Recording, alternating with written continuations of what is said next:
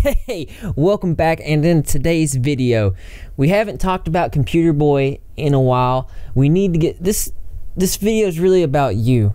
I want to know what things new have you found. We know that the YouTube for Computer Boy has all but disappeared, but has there been anything new at all? Let's go check the Computer Boy website and see what there is. Oh, you already know. So one of the biggest things that has changed is the privacy policy. The infamous privacy policy is in fact back. Let us check it out. Our terms of service and privacy policy has changed. By using the site, you agree to these terms of service and privacy policy. What's the terms of service? Your access to and use of services is conditioned upon your acceptance and compliance with these terms. These terms apply to all visitors, users, and others who wish to access or use the services. Let's see, communications. By creating an account on our service, you agree to subscribe to newsletters, marketing, promotional materials, and or other information we may send. You may opt out of receiving any of all communications from us following the unsubscribe link and instructions provided in any email. So what this means is that the communications, by making an account, they can send you things automatically without your consent upon making an account, but you can go in and take it away, but it doesn't say that, so you have no idea that they're going to be sending you stuff anyway. So your email, you're going to be getting some emails from them. Super deluxe content, it says, when using the services, you may be exposed to materials or information that could have factual inaccuracies, omissions, or that you may consider offensive, indecent, objectionable, or inappropriate. You agree that Super Deluxe shall in no way be liable or responsible for such exposure. So that's another thing is that their content could really shake you up pretty bad, but they're not responsible because you've agreed to it. Were you aware that you agreed to it? And the one that people are afraid of most is still there. It is always up to you whether you disclose information personally identifiable to us, although if you elect not to do so, we reserve the right not to register you as a user. So you got to give them certain informations, and if you object not to, if you elect not to, then they don't have to, they can terminate your account. I mean, they don't even have to give you one.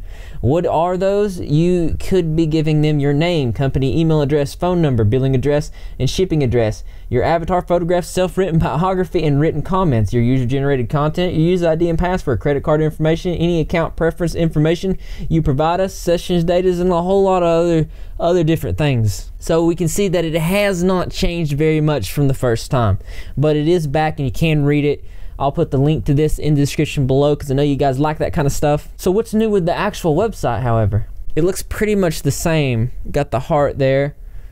We got the 3 buttons. Let's click the first one. So this one must be where your sign in is required. Sign into or create a Super Deluxe account to use this feature. You can sign in with Facebook, Twitter, or you can do it with email.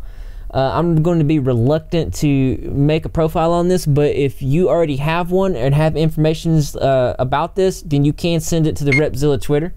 The second button is where you can put in the codes, and we already know how to do the codes. Have any of you out there found any new information, photos, documents leading to the case that we can use in our quest? If you do, please send it to the Repzilla Twitter. And the third button does absolutely nothing. This is it's intriguing. And as interesting as this is, you know that there is always one other thing that is more interesting to me. That's right, you guessed it. I want to know what you think. So why don't you go ahead and leave your creative and or interesting responses in the comment box below. Thumbs up for those likes, and as always, brothers and sisters, I will see you in the next video. Got a couple of announcements here, nothing too big. I am taking volunteers for the Repzilla YouTube channel.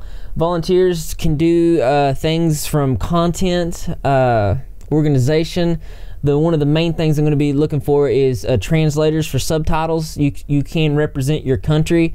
You would have to download a free program called Subrip. It's the most basic one. If you have another one, you can use that too, because we have to have the subtitles generated with time codes in the document sent, and I think it's called SRT, so I can straight upload it real quick. But there's other volunteer opportunities. I am going to be having a website coming out soon. It's going to be pretty cool. It's going to be like a HUD of the community information. I think you'll enjoy it. And you guys have requested that I start doing shout outs again at the end of my videos, and I have no problem with doing that. The main issue I have with that is that when I do shout outs, I'm doing them, I don't want nothing in return. I do them for free. It doesn't really bother me to do it, but the sheer volume of the shout outs, of how many people want shout outs, is very difficult to do. So what I am going to do is I will shout you out in my video for free.